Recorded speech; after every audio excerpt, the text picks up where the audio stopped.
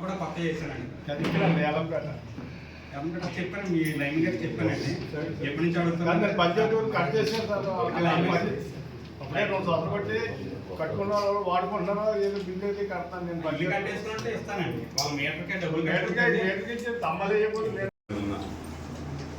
మన మండల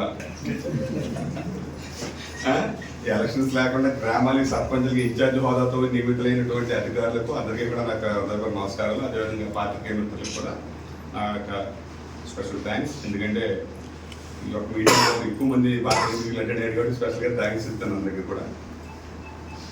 ఈ యొక్క సర్వసభ్య సమావేశానికి సంబంధించి అందరికీ రొటీన్గా తెలిసిందే. ఏదేమైనప్పటికీ కూడా సర్పంచెస్ పదవీ కాలం ముగిసిన సందర్భంగా విచ్చేసినటువంటి స్పెషల్ ఆఫీసర్స్ ఎవరైతే ఉన్నారో వారందరికీ కూడా స్మాల్ రిక్వెస్ట్ అండి. మీరుండే 4 నెలల 5 నెలల 6 నెలల లేదా సంవత్సరం ఉంటారో నాకు తెలియదు, కానీ దయచేసి గ్రామాల్లో నాన్ పొలిటికల్గా, ఎందుకంటే ఇప్పటి వరకు సర్పంచ్ అవ్వచ్చు, మేము అవ్వచ్చు, పొలిటికల్ యాంగిల్లోనే వెళ్తాం. అది ఎంప్లాయీగా మీరు ఇరుపక్షాలకు సంబంధించిన విషయాల్లో క్షుణ్ణంగా పరిశీలించుకుని ముందుకు వెళ్తే మీకు ఎలాంటి ఒడిదుడుకులు కూడా ఎదురవ్వకుండా ముందుకు వెళ్ళడానికి అవకాశం ఉంటుంది. ఎందుకంటే అందరం కూడా మీకు సహకరించడానికి సిద్ధంగా ఉన్నారు. అయితే చిన్న చిన్న సమస్యలు ఏదైనా ఉన్నా మీరు చాలా తెలివితేటలుగా అవతల వ్యక్తిని కూడా ఒకసారి చిన్న సంప్రదింపు చేస్తే ఆటోమేటిక్గా వాళ్ళు ఇంకో సాటిస్ఫై అవుతుంది. మీకు ఎవరో పడి ఎదురు రాదు. రాజకీయ నాయకుడికి ఎదురు చెప్తాం కానీ ఆఫీసర్గా మీకు ఎవరు ఎదురు చెప్పరు. ఎందుకంటే మీకు ఆ రెస్పెక్ట్ ఉంటుంది. కాకపోతే ఆ సమస్యని మీరు పబ్లిక్గా చెప్పక్కర్లా, ఇండైరెక్ట్గా ఒక ఫోన్ కాల్ చేసి ఆ వ్యక్తికి ఎవరైతే ఆ నాయకుడు ఉన్నాడో, పాత నాయకుడు లేదా సమయం ఎవరు, సార్ ఈ ఇష్యూలో ఎలా వెళ్తున్నాం మీరు పబ్లిక్గా చెప్తే మీకే ఇబ్బంది ఉంటుంది. అదే మీరు అతను సంప్రదిస్తాడని ఆ అధికార పార్టీ నుంచి మీకు ఒత్తిడి ఉంటుంది. అలా కాకుండా ఒక ఫోన్ కాల్ ద్వారా మీరు తెలియపరిచినట్టయితే మీకు ఎలాంటి సమస్య లేకుండా మీ యొక్క అనఫిషియల్ పదవీకాలం ఏదైతే ఉందో సర్పంచ్లుగా మీ యొక్క పదవీకాలం సాఫీగా కూలబాటలో నడిచిపోతుందని వచ్చిన రిక్వెస్ట్గా చెప్తా ఉన్నాను. ఎందుకంటే నేను ఆల్రెడీ చూస్తున్నాను, ఆల్రెడీ స్టార్ట్ అయిపోయింది. మాకేం చెప్పట్లేదు, మాతోటి మాట్లాడట్లేదు అంటే మనం కొంతవరకు ఇప్పుడు పదవులు చేసి వచ్చాం. మేము అకస్మాత్తుగా పదవులకు రాలేదు. గడిచిన 2004 నుంచి సొసైటీ డైరెక్టర్ చేశాను, సొసైటీ నేనే లీడ్ చేసాం, సర్పంచ్ చేసాం, నెక్స్ట్ ఎలక్షన్లో సర్పంచ్ని నిలబెట్టుకున్నాం, నగ్గించాం, ఓడించుకున్నాం, మళ్ళీ మనం పదవుల్లోకి వచ్చాం. ఈ సుదీర్ఘంగా రాజకీయ అనుకున్న వాళ్ళకైతే ఒక అవగాహన ఉంటుంది. కానీ కొత్తగా వచ్చిన వాళ్ళు ఎవరికి కూడా తెలియదు. అయ్యో నాకు చెప్పలేదు, నిన్నటిదాకా నేనే కదా సర్పంచ్, నాకు ఒక మాట అయినా చెప్పుకుంటే బాగుంటుంది అన్న ఉంటుంది. దాన్ని మీరు బ్యాలెన్స్ చేసుకున్నట్లయితే మీకు కూడా మంచిగా ఉంటుందని. మీకు ఎందుకంటే అభివృద్ధిలో సహకరించాలంటే గ్రామాలు అందరూ కూడా మీకు సహకరిస్తే మీరు చేయగలుగుతారు. అపోజ్ చేసిన సందర్భం వస్తే సర్పంచ్ నేను చేయలేదు, కానీ మీ మీద లెటర్ పెట్టేస్తారు కలెక్టర్ గారు.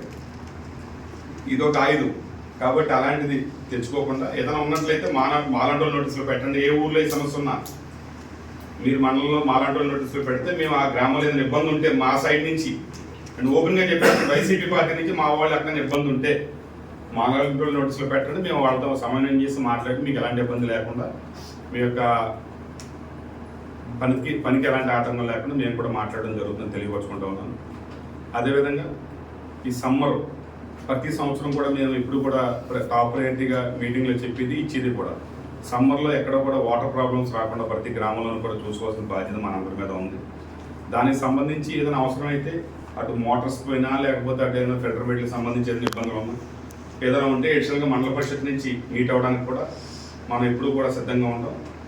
దాని కాబట్టి ఏదైనా మీ గ్రామాలకు సంబంధించి ఏదైనా వాటర్ వర్క్స్ సంబంధించి మీట్గా అంటే ఇప్పుడు రకరకాల స్కీమ్స్ వచ్చాయి, ప్లస్ పంచాయతీల్లో కూడా ఇబ్బంది లేకుండా అన్ని పంచాయతీలు కూడా బాగానే ఉన్నాయి అనుకుంటున్నాను. మన పెనుమంట్ర మండలికి సంబంధించి ఏదైనా ఉన్నా అది ఎంపీడీ దృష్టిలో పెడితే దానికి సంబంధించి ఏదైనా ఫండ్ ఏర్పాటు కావాలంటే చేసే విధంగా ముందుకు వెళ్దాం. అది స్పెషల్ ఆఫీసర్ అందరూ కూడా దాన్ని దృష్టిలో పెట్టుకోవాల్సిన కోరుతా ఉన్నాను. అదేవిధంగా నెక్స్ట్ ఇంకొక మీటింగ్ ఉండొచ్చేమో మా ఎంపీడీ సభ్యులు మీ అందరం కలిపి మా సభ్యుల కోరిక మేరకు నెక్స్ట్ మీటింగ్కి మనం చేద్దాం. ఒక చిన్న ఫంక్షన్ పెట్టుకుందాం. బాగా కష్టం కానీ బాగా అంటే అందరూ వచ్చేస్తారండి. సంవత్సరాల్లో చాలా ఎమోషనల్ కనెక్షన్స్ ఉన్నాయి కొంతమంది అధికారులతో. నేను మండల పరిషత్ అధ్యక్షుడిగా రాకముందు గవర్నమెంట్ వైసీపీ గవర్నమెంట్ వచ్చాక ఒక 2 years ట్రావెల్ అయిన సందర్భంలో అనఫిషియల్ ఎంపీపీ హోదాలో అంటే అలాగే నేను ఎప్పుడు పెత్తనం చేయలేదు, కానీ ఇంచుమించు వాసు ఎంపీపీ అని రంగరాజు గారు ఆ రోజు చెప్పడం, దానివల్ల అధికారులు కొంతమంది నాతో టచ్లో ఉండడం, ఏదైనా కార్యక్రమం ఉంటే నన్ను ఇన్వైట్ చేయడం అలా జరిగేది. కొంతమందితో ఈ మండలంలో చాలా మంచి బాండింగ్, అంటే పర్సనల్ ఎమోషనల్ బాండింగ్ ఏర్పడింది. దాన్ని ఇప్పుడు కూడా నేనైతే ఇప్పుడు పాడు చేసుకున్నాను. నేను ఇక్కడ రాకముందు, నేను ఎంపీపీ అవ్వకముందు కూడా ఈ బాబు ఈయన చాలా స్పీడు, ఈయన మాట చాలా స్పీడ్గా ఉంటుంది అని భయపడిన సందర్భాలు కూడా ఉన్నాయి. నేను ఎంపీపీ అయిన తర్వాత ఫస్ట్ మీటింగ్లో కొంతమంది ఆఫీసర్స్, మండల స్థాయి అధికారులు, జయశంకర్ గారు నవ్వుతున్నప్పుడు ఆయన ఉంటున్నాడు మరి అప్పుడు కూడా, ఆ మీటింగ్ అయినాక నెక్స్ట్ మీటింగ్ ప్రమాణ స్వీకారం అయిపోయింది. నెక్స్ట్ మీటింగ్ వచ్చేసరికి వాళ్ళందరూ వాళ్ళే ఓపెన్ అయ్యారు. మేము నిజంగా చాలా వేరేగా ఎక్స్పెక్ట్ చేసాం. వాసు గారిని చాలా స్పీడ్, అయిన మాట చాలా స్పీడు, సో ఎలాగని భయపడ్డాం. నిజంగా రాకపోతే మంచిదని కూడా ఆలోచించామన్న ఆఫీసర్స్ కూడా ఆ రోజు మైక్లో లేదు, చాలా బాగానే ఉన్నాడు మాతోటి, హ్యాపీగానే ఉన్నాడు అన్న పేరైతే ఆ రోజు తెచ్చుకున్నాను.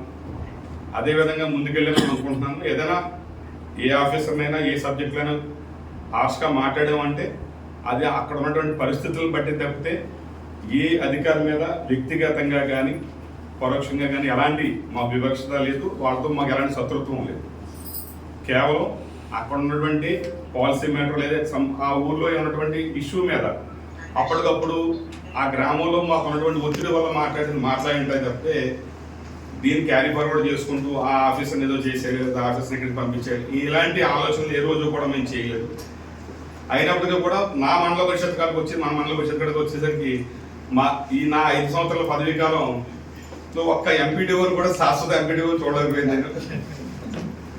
అది మండల పరిషత్లో అది ఎందుకు జరిగిందో తెలియదు, కానీ అలాగని ఏ ఇన్ఛార్జ్ వచ్చినా వాళ్ళతో సఖ్యతగా వెళ్ళాం. వనండోల్ని ఒక్క ఆయనతో తప్పితే అందరితోటి సఖ్యతగా వెళ్ళాం. ఎందుకంటే అప్పుడు ఉన్నటువంటి ఒక డిఈ రాంబాబు, పేరే చెప్పేస్తాను, నాకు భయం లేదు, కానీ అతను వ్యక్తిగతాన్ని మండల పరిషత్ మీద రుద్దడం, అతని ఇగోని మండల పరిషత్ మీద రుద్దడం, అతని మండల పరిషత్ సొంతానికి వాడుకోవడం, అలాంటి సందర్భాల్లో ఆయన మీద నేను అపోజ్ చేశాను తప్పితే ఏ రోజు ఏ ఆఫీసర్ని ఎక్కడ కూడా నేను అపోజ్ చేసింది కానీ, లేకపోతే నేను ఒక ఎంపీపీ అని పెత్తనం చేసింది కానీ ఎక్కడా లేదు. అది మీ అందరికీ తెలుసు. ఎవరికైనా నా పట్ల ఏదైనా తప్పు జరిగి ఉంటే నేను క్షమించుకొని కోరుతా ఉన్నాను. ఈ జర్నీ ఏదైతే ఉందో, నేను ఇక్కడ దాకా వచ్చానంటే మా గ్రామస్తులు ఆ రోజు ఎలక్షన్స్లో దిగినప్పుడు నేను కంటెస్ట్ చేయకూడదు అనుకున్న సందర్భంలో కూడా రంగనాథరాజు గారు ఎంపీపీ ఓసీ జనరల్ స్థానం అయింది కాబట్టి, మీ ఊరు అవుతుంది కాబట్టి నువ్వు ఎంపీపీ అవుతావు అంటేనే నేను దిగి కంటెస్ట్లోకి వచ్చాను. వచ్చినప్పుడు ఎవరో సమ్ ఎక్స్పర్ట్స్ను నా మీద నామినేషన్ వేసిన నెక్స్ట్ డే మార్నింగ్ మళ్ళీ నాకు ఫోన్ చేయించి, అదేంటది నేను మీ మీద పోటీ చేయను, మీ నాన్నగారు అంటే నాకు అభిమానం, మీరంటే అభిమానం, నేను కంటెస్ట్ చేయను అని ఒక పెద్ద మనిషి దగ్గర పిలిపించి, నేను ఇప్పుడే విత్డ్రా అయిపోతాను, కాకపోతే నేను విత్డ్రా అవడానికి పార్టీ నుంచి సహకరించరు కాబట్టి ఏదైనా అవకాశం ఉంటే వేళ రేపట్లో విత్డ్రా అయిపోవడానికి చేయించండి, నేను ఎటైనా వెళ్ళిపోతాను అని చెప్పినప్పుడు, అప్పుడు ఎలక్షన్ కమిషన్ రూల్స్ ప్రకారం ఏదైతే ఉందో నామినేషన్ వేసిన మరుక్షణం విత్డ్రా పెట్టుకోవడానికి అవకాశం ఉంది. అది మనందరం ఏమనుకుంటాం, అధికారులు తెలుసుకుంటుంది. మా అందరికీ ఏమనుకుంటారంటే నామినేషన్స్ అయిపోయాక, స్క్రూటినీ అయిపోయాక విత్డ్రాస్ ఉంటాయి అనుకుంటాం. కానీ నామినేషన్ సమర్పించిన నెక్స్ట్ మినిట్ కూడా మనం విత్డ్రా ఫామ్ అవ్వచ్చు. అది అప్పుడు తెలుసుకున్నాను. ఎవరెవరికో ఫోన్ చేసి నెక్స్ట్ మినిట్ విత్డ్రా ఫామ్ ఇవ్వచ్చు. కాకపోతే అది ఎప్పుడు విత్డ్రా అవుతుందంటే ఆఫ్టర్ స్క్రూటినీయే విత్డ్రా కలుగుతుంది. వన్స్ నామినేషన్ యాక్సెప్ట్ అయిపోయాక వెంటనే అవుతుంది. ఆఫ్టర్ స్క్రూటినీ ఈ విత్డ్రా ఫామ్ని మళ్ళీ పెట్టి దాన్ని విత్డ్రా చేస్తారు. అది ప్రాసెస్. ఆ ప్రాసెస్ ప్రకారం ఆ రోజు ఆయన విత్డ్రా అవ్వడం, నేను ఎనానిమస్ అవ్వడం, ఎనానిమస్తో పాటు ఎంపీపీ అవ్వడం. ఈ జర్నీలో నాకు సహకరించిన ప్రతి ఒక్కరికి కూడా ఈ సందర్భంగా నేను హృదయపూర్వక పాదాభోనాలు కూడా చేసుకుంటా ఉన్నాను. ఎందుకంటే ఈ ఎంపీపీ హోదా అనేది ఎంతోమంది కోరుకుంటే రిజర్వేషన్లో 20 సంవత్సరాల్లో ఒక రిజర్వేషన్లో ఒకరికి వచ్చే ఛాన్స్. నాకు తెలిసి ఇదే మండల పరిషత్లో జనరల్ స్థానంలో కమ్యూనల్గా కూడా జనరల్ స్థానంలో ఒక ఓసీ జెంట్ నిలబడింది నేనే. మా హరిరామ్ గారు భార్య కమల గారు ఓసీ కేటగిరీలో మహిళా కేటగిరీలో వచ్చారు ఆవిడ. ఆ తర్వాత రిజర్వేషన్ కేటగిరీలో బీసీ సోదరులు కానీ ఎస్సీ సోదరులు కానీ ఇలా చేసుకుంటూ వచ్చి చెప్తే ఓసీలో జంట ఎవరో చేయలేదు. తిరిగారు అంతే కదా, ఓసీలో జంట ఎవరో చేయలేదు. నిజంగా ఈ మండల పరిషత్ నేను ఒక్కడనేది అది ప్రభుత్వం ఇటు 2 గవర్నమెంట్లో వర్క్ చేసాం. అటు మేము ఉన్నటువంటి వైసీపీ గవర్నమెంట్లో వర్క్ చేసాం. అప్పుడు మా రంగనాథరాజు గారి యొక్క ఆశీస్సులతో ఆయన అండర్లో వర్క్ చేసాం. ఇప్పుడు పార్టీ పరంగా అపోజిషన్ అయినా గవర్నమెంట్ పరంగా టీడీపీ గవర్నమెంట్లో మనం వర్క్ చేస్తాం. కూటమి గవర్నమెంట్లో వర్క్ చేస్తాం. ఎక్కడ నాకు ఎలాంటి ఇబ్బంది, నాకు వరకు అయితే నాకు ఎక్కడ ఎలాంటి ఇబ్బందులు లేవు. నన్ను వ్యక్తిగతంగా మనం ఎవరిని మీట్ అవ్వకపోయినప్పటికీ కూడా పార్టీ పరంగా వ్యక్తిగతంగా నా మీద ఎప్పుడు కూడా ఎవరు కూడా వేరేగా మాట్లాడలేదు, లేకపోతే మనం కూడా ఎప్పుడు వేరేగా కామెంట్ చేయలేదు. ఎందుకంటే రాజకీయం అనేది శాశ్వతం కాదు.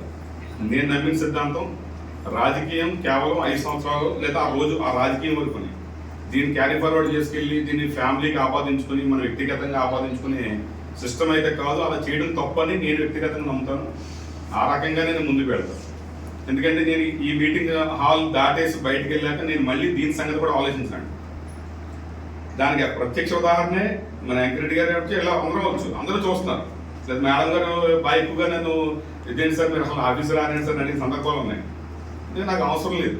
నాకు ఇక్కడికి వచ్చి ఇక్కడ కూర్చుని ఇక్కడేదో నా లైఫ్ని లీడ్ చేయాలి, ఇక్కడ కూర్చుని ఆ రోజుని గడపాలన్న ఆలోచన అయితే లేదు. నాకు ఆ భగవంతుడు అలాంటి పరిస్థితులు లేదు. నాకు హ్యాపీగా వ్యాపారం ఉంది, లేకపోతే నాకు వేరే పనులు ఉన్నాయి, వెళ్ళిపోతాను. ఆ సందర్భంలోనే నాకు ఇక్కడ బిల్స్ కూడా ఆగిపోయాయి. అయినా సరే నేను ఈ రోజు ఏ అధికారిని ఒత్తిడి చేయలేదు. నా వ్యక్తిగత బిల్స్ ఆగిపోయినా సరే, నేను చేయించిన వ్యక్తిగత బిల్స్ ఆగిపోయినా సరే నేను ఎప్పుడూ కూడా ఏ అధికారిని ఒత్తిడి చేయలేదు. ఏ అధికారిని నువ్వు అవుట్ ఆఫ్ ది వే చేయమని అడగలేదు. బిల్లు నా తప్పులు ఉన్నాయి. నా తప్పులు మీన్స్ నేను పేపర్ పరంగా నేను కొన్ని సబ్మిట్ చేయకపోవడం నా మిస్టేక్ అయి ఉండొచ్చు, లేకపోతే అప్పుడు ఉన్నటువంటి డిపార్ట్మెంట్ పరంగా ట్రాన్స్ఫర్స్ కావచ్చు. అలా అయిపోవడం పెండింగ్ పడిపోవడంతో నేను కూడా దాని గురించి పట్టించుకోవాలి. ఇవాళ ఇదే మండల పరిషత్తులో నాకు రావాల్సిన బిల్స్ 17 లక్షల పైన ఉన్నాయి. నా వ్యక్తిగతంగా రావాల్సిన బిల్స్ అవి కూడా కాలే, వస్తాయో లేదో తెలియదు. అలాగే నేను ఇంకొకరి దగ్గరికి వెళ్ళి నేను వేరేగా అడగలేని పరిస్థితి. ఎందుకంటే ఒక కమిట్మెంట్ వెళ్తున్నాం, ఒక నాయకుడిని నమ్మి ఒక నాయకుడు వెనకాల ప్రయాణం చేస్తున్నాం కాబట్టి వేరే చోటకి వెళ్ళి అడగలేని పరిస్థితి. డబ్బు కోసం నా క్యారెక్టర్ని చంపుకోలేను. అలా చంపుకోలేకే మండల పరిషత్తే కాదు, గవర్నమెంట్ మారకముందు సుమారు ₹1 కోటి పైన ఇక్కడ హౌసింగ్ డిపార్ట్మెంట్ వారు ఉన్నారు. హౌసింగ్ డిపార్ట్మెంట్ మల్లేశ్వరరావు గారి టైంలో లాస్ట్ టైం ఇదే పెరుమంట పెద్ద చెరువు కూర్చాం, సెకండ్ ఫిల్లింగ్ ఎస్టిమేషన్ 56 లక్షలు. నేను ఓన్లీ లారీ వాళ్ళకి నడిపూడి సీనాన్ని నడిపూడిలో అతనికి ఇచ్చింది, పొరియల్ సీనాన్ని అతనికి 44 లక్షలు 45 లక్షలు క్యాష్ ఇచ్చాను. 56 లక్షలు ఎస్టిమేషన్ చెప్పారు. కాలక్రమేణా దానికి కనీసం కలెక్టర్ ఆమోదం లేదు, అప్పుడున్న ప్రశాంత్ గారు ఆమోదం లేదు. అప్పుడు ఉన్నటువంటి మా నాయకుడు పూర్తి చేయమంటే పూర్తి చేసి ఎదరికి వెళ్ళిపోయాను. బిల్లులు లేవు, ఏమీ లేవు, గవర్నమెంట్ మారింది. లాస్ట్కి వచ్చేసరికి జగన్మోహన్ రెడ్డి గారు ఆ రోజు సీఎంగా భీమవరం వస్తే భీమవరంలో ఆయనతో మాట్లాడే ఛాన్స్ ఇస్తే నాకు నేను ఫస్ట్ అడిగింది మా విలేజ్ రోడ్ అడిగింది. సార్ మా విలేజ్ రోడ్ వేసి 14 సంవత్సరాలు అయింది, ఆ రోడ్ వేసి పెట్టండి. ఈ రోడ్ వేయకుండా ఎలక్షన్స్కి వెళ్ళాము అంటే పక్కవాడు ఎవడో చెప్తున్నాడు, అప్పుడు 16 లక్షలు ఇచ్చేవన్నాడు. ఏంటది అతుకులు పొంత, ఇప్పటికే అతుకులు పొంతండి, అది రోడ్డు మీద వెళ్ళినట్టు ఉండదు, బొంత మీద అతుకుల మీద వెళ్ళినట్టు ఉంటుంది అంటే జగన్ గారు అలా ఆలోచించి క్షుణ్ణంగా నాతో మాట్లాడి అప్పుడున్న భరత్ గుప్తా ఆయన చీఫ్ సెక్రటరీ గారు ఆయన కూడా ఉండేవారు, ఒక ఆయన భరత్ గుప్తా, ఆయన పిలిచి ఏంటని అడిగితే వాళ్ళు వెంటనే తెలుసుకుని కరెక్ట్ అని చెప్పారు. ఆయన అలా వెళ్దాం 90 lakhs ఇచ్చారు. సింగిల్ ఏరియా ఇచ్చారు. రంగరాజు గారు పక్కనే ఉన్నారు. డెప్త్గా నేను అడిగింది ఆ రోజు. అది అడిగిన తర్వాత ఆయన ఫోటో తీయడానికి చేయాల్సిన సార్ ఇంకా ఉంది నా ప్రాబ్లమ్స్ అండి.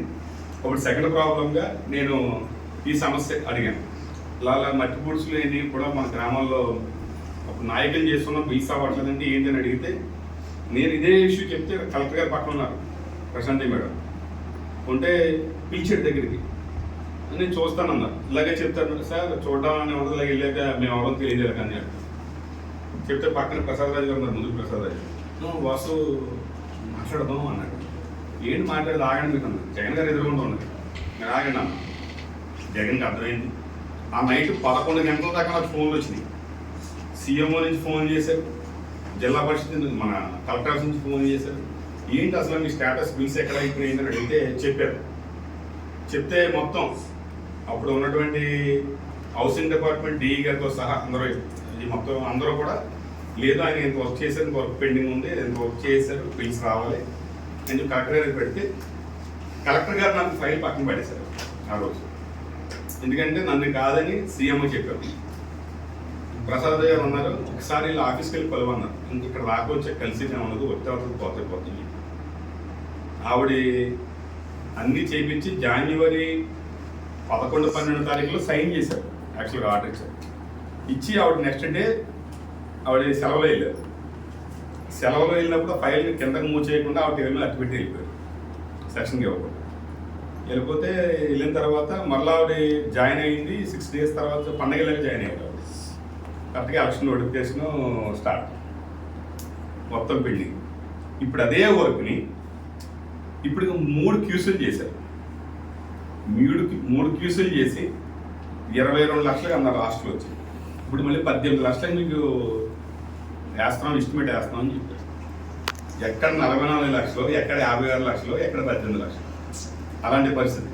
అయినా సరే ఎవరిని ఒత్తిడి చేయలేదు, ఎవరి మీద కోపడలేదు, ఎవరిని ఏమనలేదు. పోతే పోయింది, వస్తే వచ్చింది లేనంత. అదే మల్లేశ్వర నాతో మాట్లాడడానికి భయపడిపోయి నాకు సమాధానం చెప్పడానికి సిగ్గుపడి పాపం 6 months నాకు కనపడలేదు.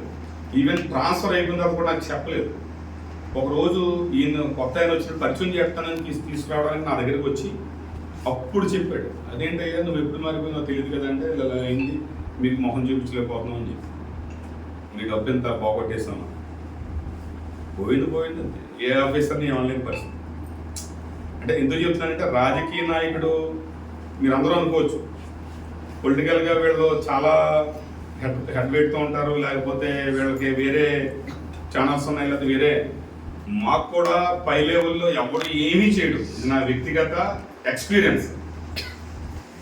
మేము మా స్థాయి మండల స్థాయి నాయకుడు అంటే కష్టపడి ఒక జెండాను మూసి ఆ జెండాని అధికారంలో తీసుకోవడానికి కష్టపడమే తప్పితే మాకు ఎలాంటి ప్రివిలేజ్ ఉండదు కింద. కానీ మేము కిందకు వచ్చేసరికి గ్రామాల్లో మమ్మల్ని నమ్ముకున్న వాళ్ళకి మా తల తాకట్టు పెట్టైనా సరే వాళ్ళ కోసం మేము పని చేయాలి, వాళ్ళ కోసం మేము మాట్లాడాలి. అలా మాట్లాడకపోతే మమ్మల్ని వాళ్ళు ఈ స్థాయిలో నిలబెట్టిందానికి అర్థం లేదు.